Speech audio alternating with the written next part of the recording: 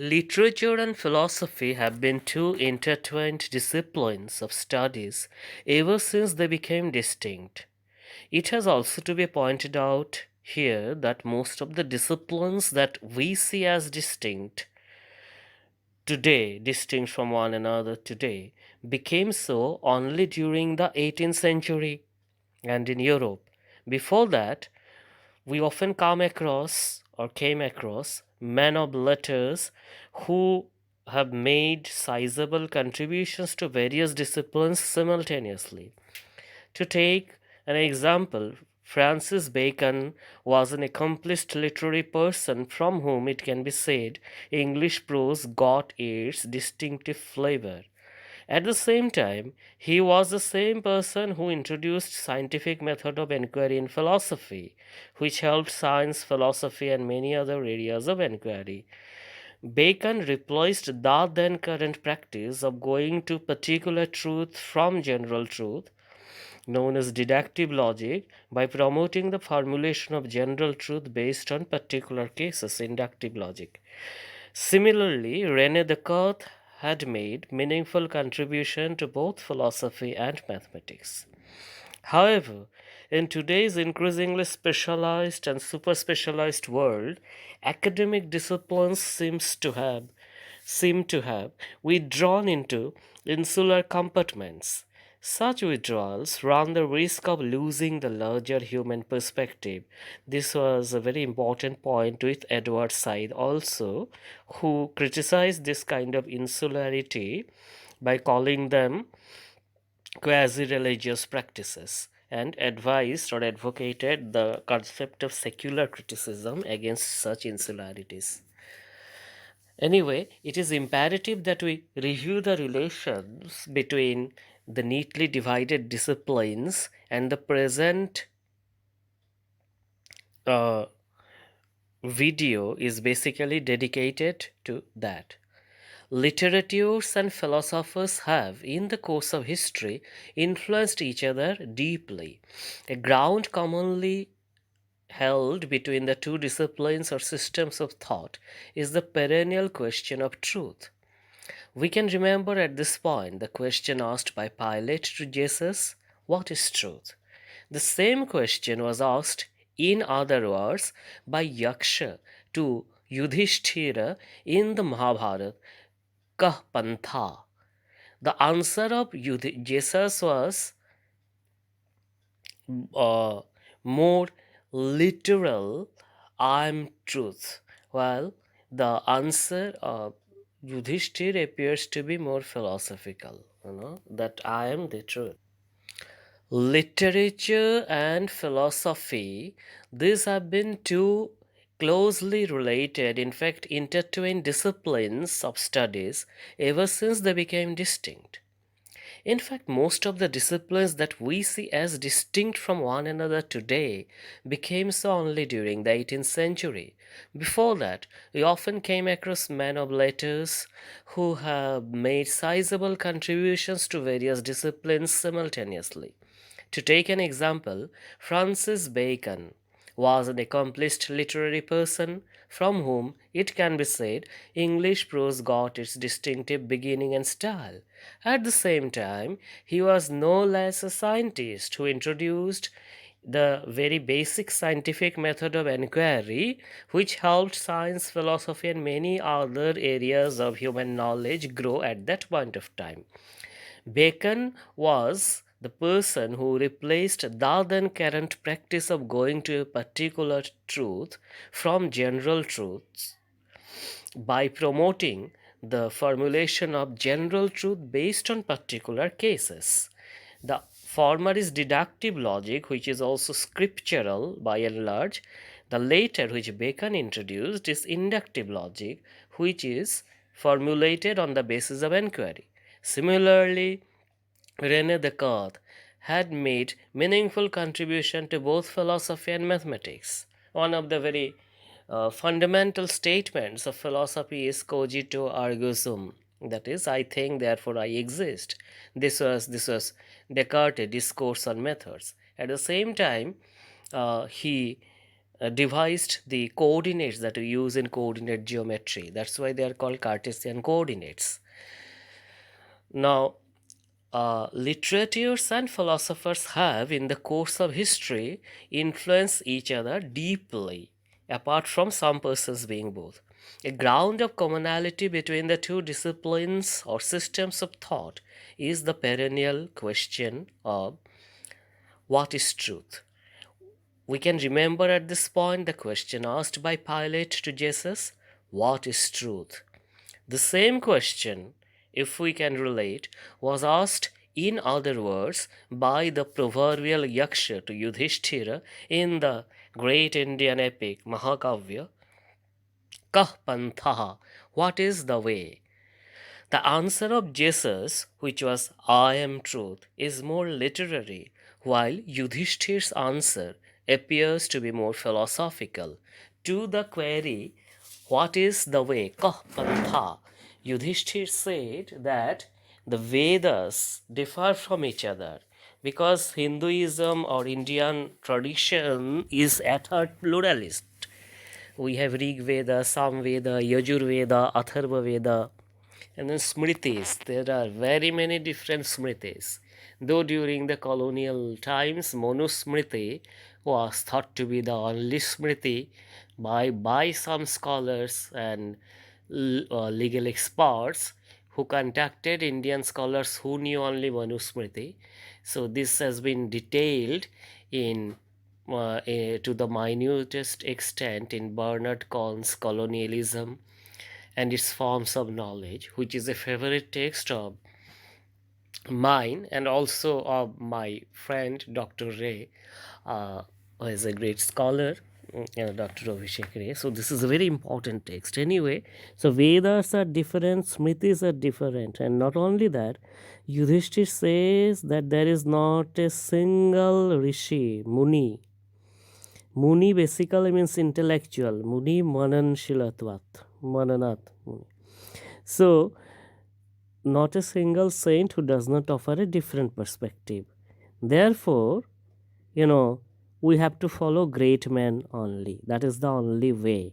Because the secrets of dharma or ethics, sometimes translated as religion, also I'm not going to that debate, is kept secret in the dark chambers of caves. Dharmasya tattva nihita guhayam. So we have to follow the great men. So Yudhishthir, in Sanskrit it is like this: Veda vivinnaha, smritayo vivinna, naso munir yasya matang na bhinna, dharmasya tattvang nihitang guhayam, mahajana yena gatah sapantha. To elaborate a little on this and to set the tone of our today's discussion, it can be said that literature allows truth to be personal or subjective, while philosophy and science demand more objective grounds. A classic instance is Hamlet's ascertainment of the murder of his father by his uncle in William Shakespeare's play Hamlet. The ghost of Hamlet's murdered father appears before him and asks him to take revenge by killing his brother, Hamlet's uncle. However, Hamlet is shown to have been educated in a university abroad. Who does not want to believe the ghost in spite of himself? He wants to be confirmed about the murder by having grounds more relative than this, quote unquote. I mean, the phrase grounds more relative than this within quotes means that the telling or the prophecy or whatever revelation by the ghost cannot be the only ground on which he can be confirmed about the culpability of the uncle in the murder of his father. So he wants to get it confirmed on the basis of something more rational. The doubt about the existence of ghost in Hamlet's mind, it can be argued, is not an individual's doubt only, but the transition of a people from reliance on literary truth to philosophical truth. The equation of the ghost with literary truth in my discussion makes it very clear that literary truth is basically imaginative truth, or As some hardcore philosopher would like to have it, literary truth is an euphemism for imagination or worse, falsehood. In fact, this is the position taken by arguably the most famous, most cited philosopher of the Western world, Plato. Plato, for instance, argues in his philosophical work Ion that art, please read literature in place of art, does not provide knowledge. It is thus apparent that in relating art or literature with truth, rather severing art or literature from truth, Plato argues for what Plato argues for is the complete separation of the cognitive aspect or epistemological aspect of the human mind from the emotive or imaginative aspect. And uh, Aristotle, while he had helped us fight Plato indirectly in his poetics, this basic point he also continues, though he accepts it, that literature is lies. So, in his section on epic and poetry in the Poetics, he says that Homer, of all writers, taught us the art of framing lies in the right way, or framing the right kind of lies. If we go back to Ion, we see that Ion, a rhapsodist is a person who lives by reciting poetry. He meets Socrates after winning the first prize for his competence. I mean, rather, prize. Socrates interrogates him thoroughly and punctuates his high ideals and aspirations about literature and himself. Ian says he has a special liking for Homer, along with a special ability to recite and represent Homer's poetry in an appropriate way. When Socrates asks him whether this special ability is God gifted or acquired by learning, the best judged Ion confirms the latter. Socrates then asks him to pin down his actual abilities. It is like an interview in corporate sector today, or maybe in UPSC, APSC, etc. Socrates suggests, for instance, that if Homer describes a chariot or charioteer, then won't it be a charioteer who can judge the accuracy of his description best? Why Iron? Because Iron is not a chariot or charioteer. Similarly, description of war or warfare can be judged by a warrior better than Iron. But as the case is, the rhapsodist, that is Iron, is neither a charioteer nor a warrior, and so on. Iron is finally made to admit that he does not have any specialized knowledge to judge the effectiveness of literary interpretations. By the same token, poets and writers also represent things, events, and incidents regarding which they do not have thorough or specialized knowledge. Accordingly, Plato establishes and argues that literature leads people away from true knowledge or reality.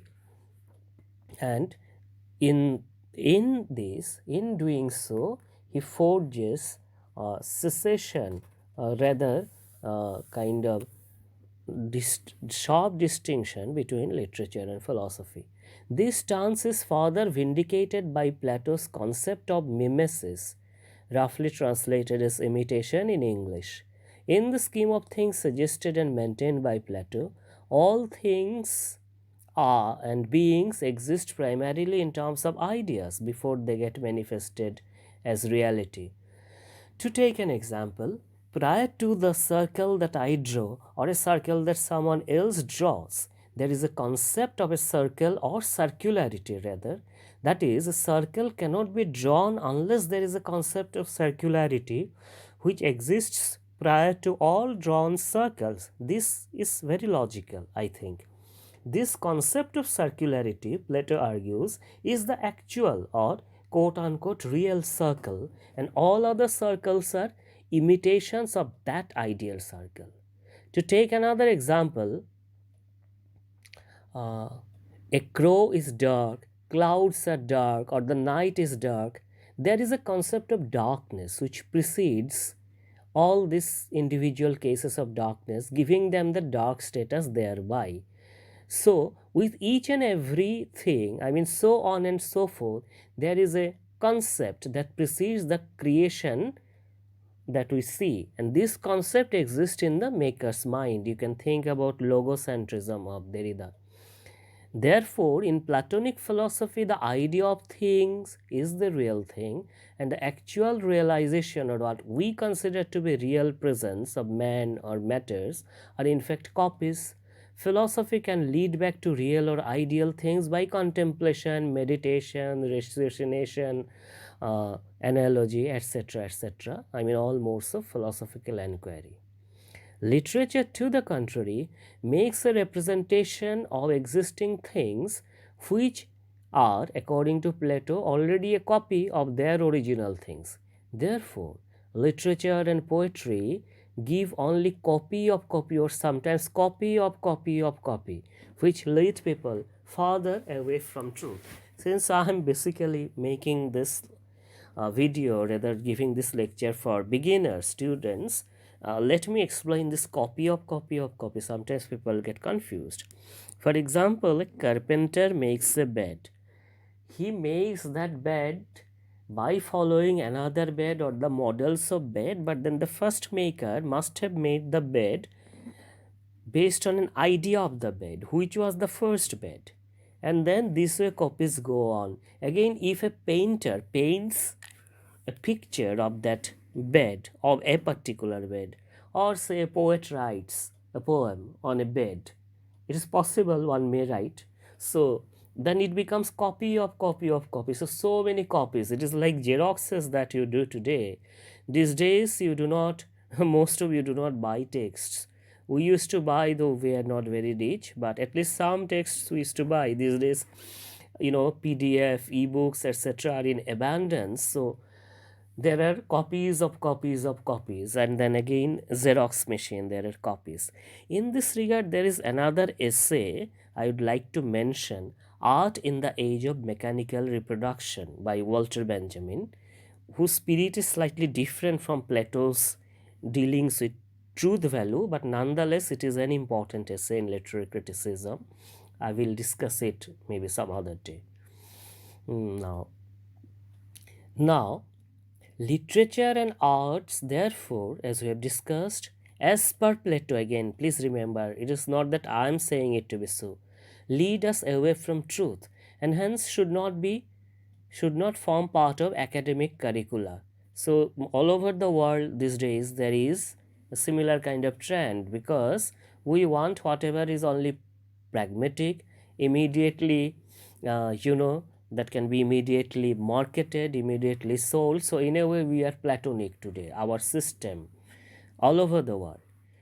So he was Plato was also disturbed by the fact that in the Greek epics, gods and goddesses were shown to have immoral, weak, or lascivious behavior, which would potentially corrupt the young mind. Just have a look at how goddesses like Hera, Aphrodite, or even gods like Zeus or Apollo, how frequently they intervene into the human world in the Trojan War, that is Iliad. There is almost no bar between the divine world and the human world. Plato I mean, in his book Republic, for all these things, he banished literature from his ideal republic, thus creating a hiatus between literature and philosophy, possibly once and for all. Though later, very importantly, Aristotle, most importantly, and then following him in the Renaissance, Philip Sidney, tried their heart and soul to heal the rift.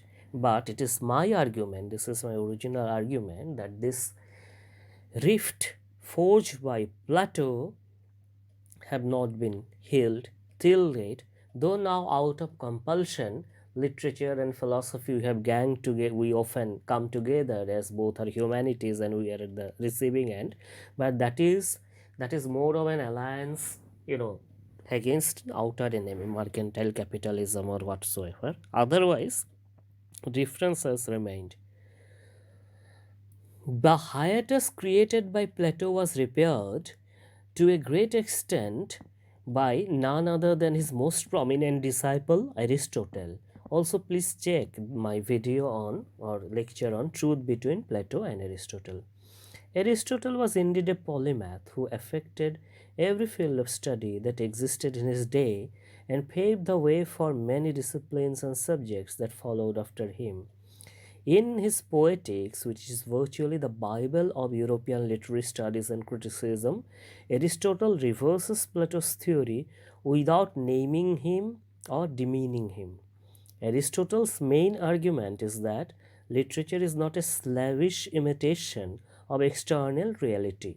It is concerned with not what has happened, but rather what could or would happen. He thereby takes away that stigma ascribed by his master, his tutor, to literature, and argues that by focusing on the universal rather than the particular, literature leads one nearer truth.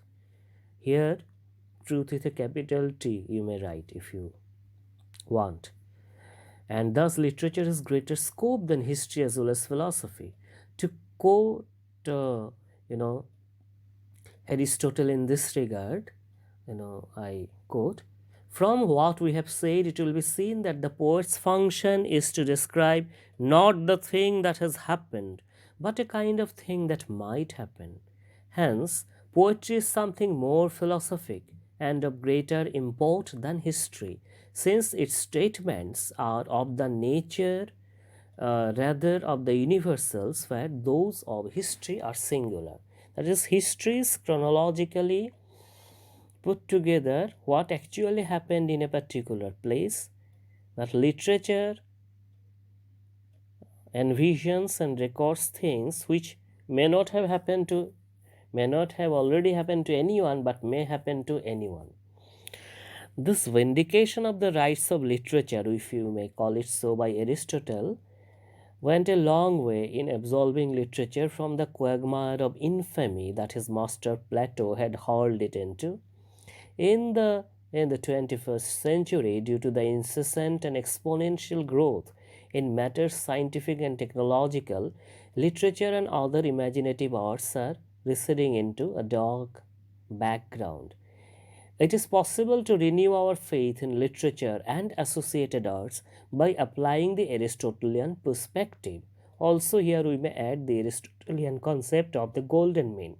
By doing this, we will redeem both humanities and humanity from metamorphosing themselves into mechanical technocracy, which is utterly inhuman, to say the least. And thank you all for patient hearing.